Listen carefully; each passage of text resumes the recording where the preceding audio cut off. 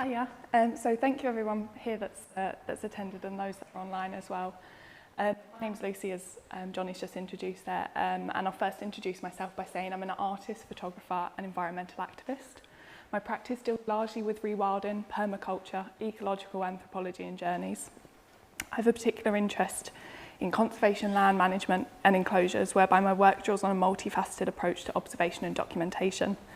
I was born in southeast of England, as you can tell I'm not from here, and first graduated from the University of Creative Arts in 2017, where I studied my undergraduate degree in photography. I've since been based in Belfast to pursue my MFA at Belfast School of Art. I'm going to start my talk with a short quote. We accept the reality of the world with which we are presented. And this statement was actually made by Ed Harris whilst playing his role of Christoph in the film The Truman Show. To further understand Harris's words, it would be important to mention shift in baseline syndrome. Shift in baseline syndrome is a psychological and sociological phenomenon whereby each new human generation accepts as natural or normal the situation in which it was raised. With ongoing environmental degradation at local, regional and global scales, people's accepted thresholds for environmental conditions are continually being lowered. In the absence of past information or experience with historical conditions, members of each new generation accept the situation in which they were raised as being normal. This phenomenon is increasingly becoming recognised as one of the fundamental obstacles to addressing a vast number of issues surrounding climate breakdown. Through my work, Spring Calling, I aim to navigate the compulsive nature of humans to control and manage the land as a result of the detrimental impact to it caused by permanent land use.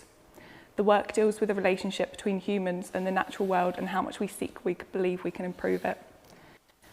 The work focuses on a beaver rewilding project in Spain's Hall Estate, Essex, as well as two areas of managed coppice woodland, Poundwood, also in Essex, and Colin Glen here in County Antrim.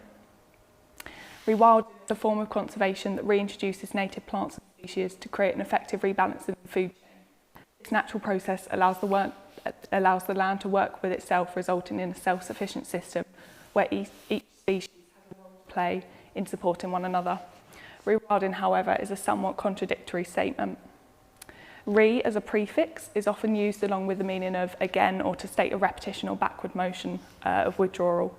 Wilding, on the other hand, signifies the wild, an animal or plant living in a natural environment, neither domesticated or cultivated, or that of the wild landscape, one that we speak of as untouched. The term rewilding therefore exists with its own predetermined implications, yet the conservation work that's happening as a result of this relatively new term is breaking boundaries worldwide. In 2019, a pair of European beavers were reintroduced to Spain's Hall Estate in Essex as part of the Slow the Flow finching build programme. The reintroduction follows the likes of the River Otter Beaver Rewilding project initiated by Devon Wildlife Trust in 2016. Sees the beaver reintroduced to a native habitat after being hunted to extinction 400 years ago. The European beaver, as a keystone species, has a large effect on the surrounding environment by creating and maintaining extensive sea ecosystems, one of which results in naturally coppice woodlands. However, is traditionally carried out by a human workforce and the systematic rotation of tree harvesting, an ancient woodland management method that's been re-employed in Poundwood and Colin Glen to support the reintroduction of the rare heath fritillary butterfly in an attempt to conserve the species population. The close relationship of the beaver and butterfly and the circumstance in which they were both reintroduced allows us to understand the ways in which we've created habitats reliant on a manual workforce in order to keep populations sustained. Within the sequence of documents, empty moth traps are presented within the landscape, photographed out of season. These obtrusive constructions dominate the landscape in which a variety of species ought to be present. In making Spring Calling, I've been on a journey in which I returned home to Essex, a process that's allowed me to further question my own relationship to place and to develop inquiries into the meaning of a rewilded existence. Spring Calling aims to address our connections and relationship with the land and aims to understand the ways in which we control different habitats. In addition to 24 black and white photographs, the work is accompanied by the supplement publication, The Observer's Book of Rewilding, which has allowed for a direct conversation between the photographer's document along with map journeys, wind drawings and archival images. So there's a few here. The supplement draws on the engaging practice of being present within the world. In documenting these processes, I explore control and surrender mirrored in my own battle to use photography in its many forms as a tool to question and present information. These are a few excerpts from the book. And as you can see, it's quite small as opposed to what it looks like on the screen there. And this as well is a mixture of selection, a mixed selection of found imagery, personal imagery, wind drawings and traced walking routes, which are featured throughout the publication. And a closer look at some of the wind drawings that have been made as part of the supporting book document. Throughout making the work, I've often found myself as quite the frustrated documentary photographer. It's quite a strange space that I've found the work to end up being sitting in that a number of different conceptual elements have found their way into the work in one way or another. The supporting publication has really allowed these elements to become realised, such as that of control within the work, particularly through the use of these wind drawings. I'd create the drawings by first setting up a circular boundary for the pen, forcing a level of control and confinement to which the pen could not escape from. It would, however, be free to move wherever it wished within this boundary, and comparisons are to be drawn between the movement between the pen and methods in which we conserve and protect land by heavy management.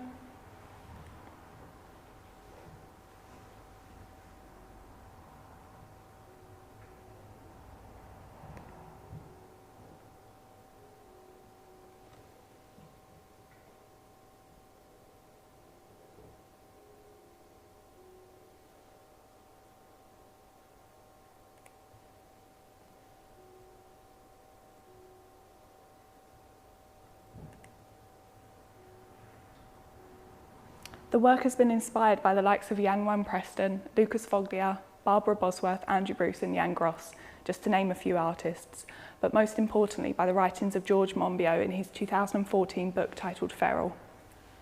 In Feral, Monbiot speaks of the otherworldly landscape that we've shaped for ourselves to live in and the bizarre terms in which we inhabit and control these spaces. Having read Feral, I knew I visually needed to respond to Monbiot's writings. Fundamentally, the project has been about working with as opposed to against nature, to let it in rather than resist it. Something that really struck a chord for me was whilst reading Germaine Greer's book White Beach. In the book, Greer writes about her life in her newly acquired area of rainforest, and on one particular morning where she witnessed a large but unharmful spider make its way into her living room, Greer proceeds to write about her initial reaction to shoo the spider out of the house, but after some deeper considerations and thought, she realised that the spider was just as much entitled to be there as she was, and in that moment decided to let it stay, to live with rather than against. The title Spring Calling was prompted by another reading, which was that of Rachel Carson's 1962 book, Silent Spring. In the book, Carson writes about the dangerous use of pesticides across the USA, particularly the pesticide DDT, which was heavily used in an attempt to preserve the elm tree from the Dutch elm disease.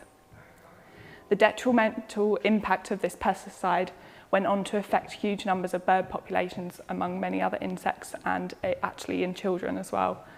It's to be reflected through Carson's writings that the conservation land management put in place can be just as detrimental as it is beneficial.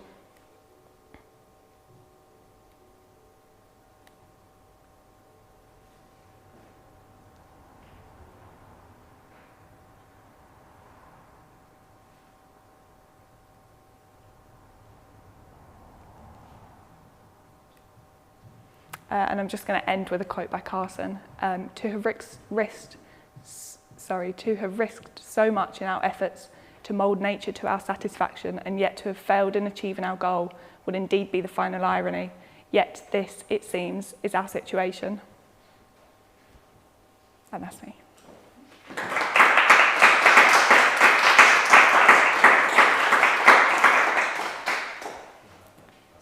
Yeah, if anyone has any questions. Sure. Yeah.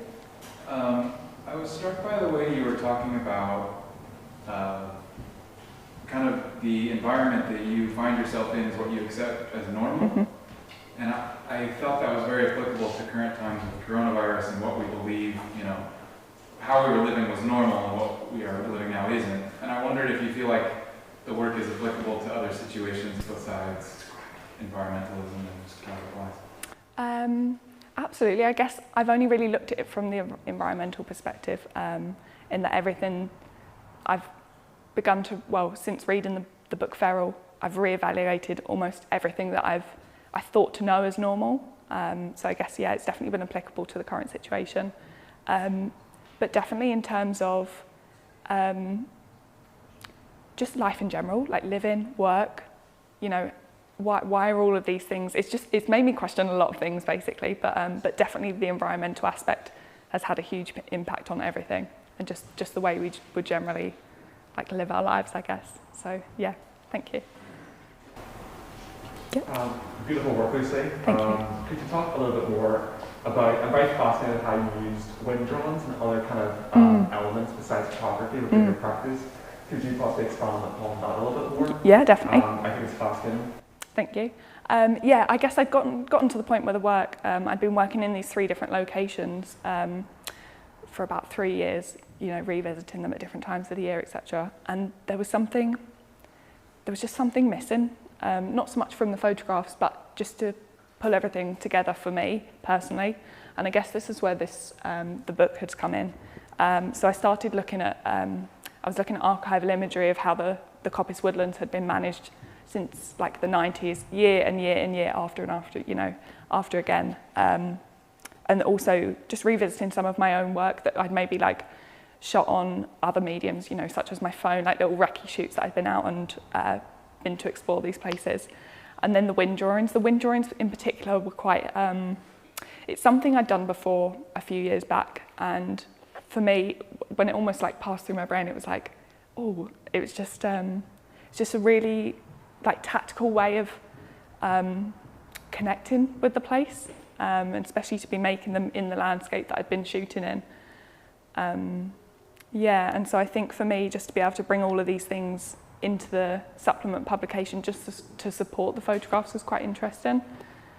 But yeah, in a way where the photographs could sit by themselves, but also have the use of the book included. So yeah, thank you. Yeah, I was just going to say the phrase of my mum loves her garden and nature in general, and she's always saying that a weed is just a flower in the wrong place, and that just popped in completely. Like humans try to control, even through their garden, everything. You know, Yeah. I'm not even talking about the garden.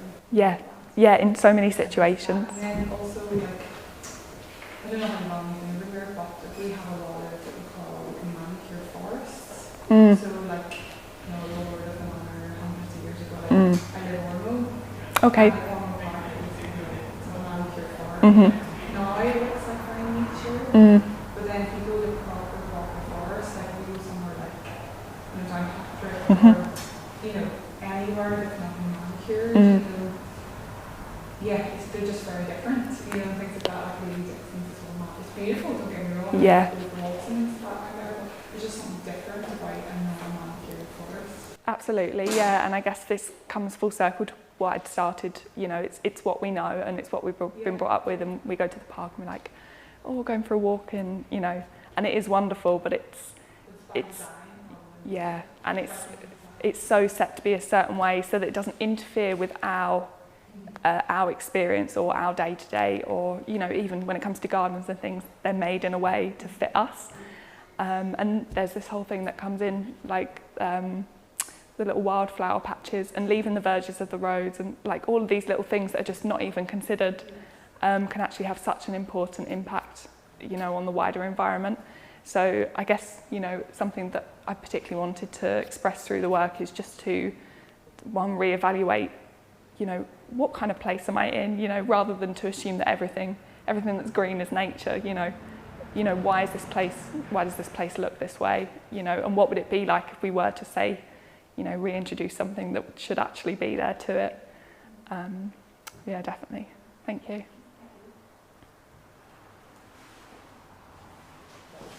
Okay. Thank you.